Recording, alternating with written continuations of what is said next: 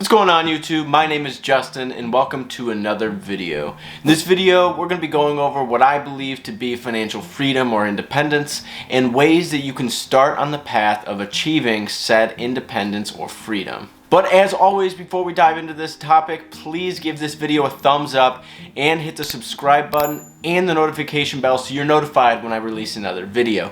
These are all taps of the screen or clicks of a mouse for you, but they truly do mean the world for me. Also, if anything comes to your mind during the video, put it down in the comment section below and either I or another viewer will respond and keep the discussion going. Financial freedom is something that means a little bit different to everybody. I think the core principles are there, but it's the why you want to achieve it that varies from person to person. Financial freedom to me is the freedom that comes along with having your finances in order. You're not a slave to any sort of lender and you have the ability to freely fund all of your financial goals. These goals can include, but are not limited to, being able to fund your emergency fund, your retirement, being able to save up for a down payment, being able to stay out of debt aside from a mortgage, which you'll eventually hopefully pay off, and even fun things like being able to freely go on vacation or purchase the things that you want without the fear of having some sort of personal finance meltdown. I really do believe that one of the issues that a lot of people have when it comes to obtaining financial independence or freedom is sort of this unwillingness to discuss personal finance with their friends and family.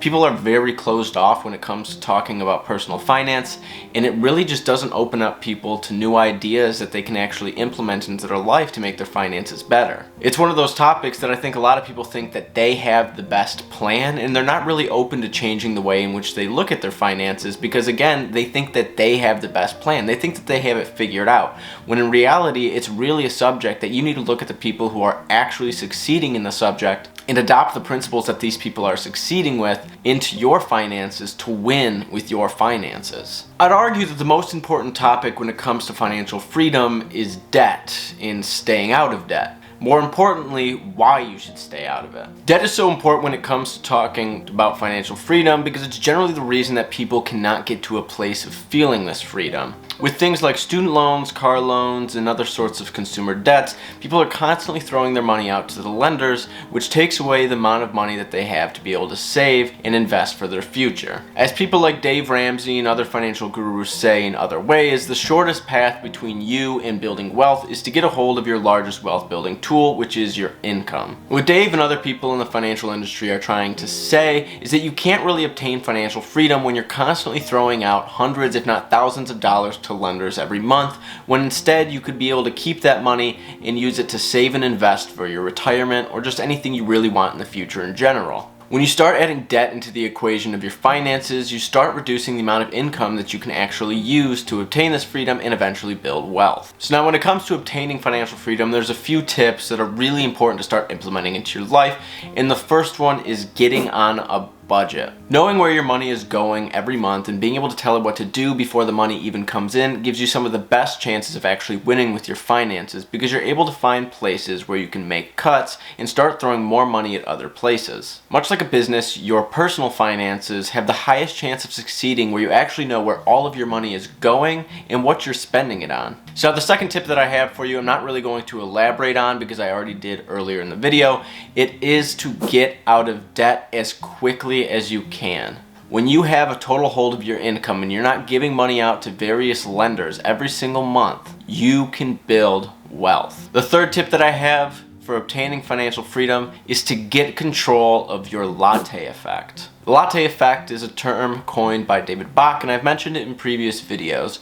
It really just refers to the spending that we do on a daily basis on things that we don't really need. The most common example, while not a latte, is coffee. Spending $2-3 getting coffee every morning instead of making it at home starts to add up when you actually look at how much you're spending over the course of, say, a year, maybe 2 years. It's a lot of money that you could have been using to pay down debts or fund your goals. Number 4 is to not give in to lifestyle inflation. Lifestyle inflation simply refers to the sort of increase in what we spend on our lifestyle when our income increases. When you're trying to obtain financial freedom, it's important to really try and buckle down, and when you get a raise, not increase your spending. Use that money that you got from your raise to tackle your financial goals.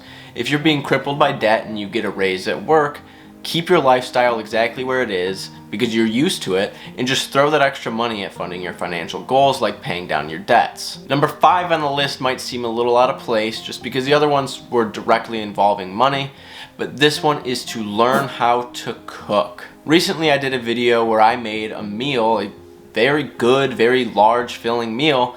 It was chicken pan-fried potatoes and broccoli, and it was $3.66 a plate, and it was delicious. Learning how to cook can reduce the amount of spending that you have to do on going out and finding food because you're able to just make food at home for way cheaper, and it's way healthier. The savings that you have from eating at home rather than eating out, you can use that money to actually tackle things like your debt and your financial goals. So thank you so much for checking out this video. These were 5 tips that I had on being able to obtain financial freedom, and I hope that you add to the discussion down in the comment section below. Also, give this video a thumbs up, hit the subscribe button and the notification bell if you haven't already. There are going to be more videos coming soon, so see you in the next one.